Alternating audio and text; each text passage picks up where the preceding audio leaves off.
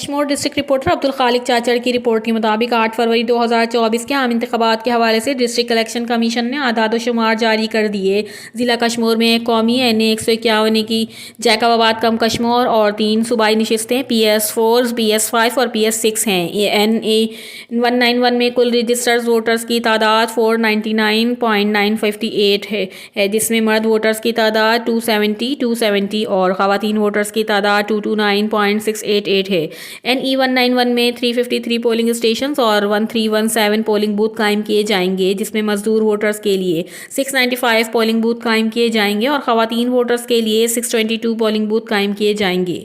PS04 میں کل registered voter کی تعداد 193.414 ہے جس میں مزدور ووٹرز کی تعداد 104.505 اور خواتین ووٹرز کی تعداد 88.914 ہے۔ PS04 میں 145 پولنگ اسٹیشنز اور 379 پولنگ بوتھ قائم کیے جائیں گے جس میں مرد ووٹرز کے لیے 202 پولنگ بوتھ قائم کیے جائیں گے اور خواتین ووٹرز کے لیے 177 پولنگ بوتھ قائم کیے جائیں گے۔ PS05 میں کل رجسٹرڈ ووٹرز کی تعداد 205.668 جس میں مرد ووٹرز کی تعداد 110.871 اور خواتین ووٹرز کی تعداد 94.797 ہے۔ PS05 میں 132 پولنگ اسٹیشنز اور 398 پولنگ بوتھ قائم کیے جائیں گے جس میں مرد ووٹرز کے لیے 211 پولنگ بوتھ قائم کیے جائیں گے اور خواتین ووٹرز کے لیے 187 پولنگ بوتھ قائم کیے جائیں گے۔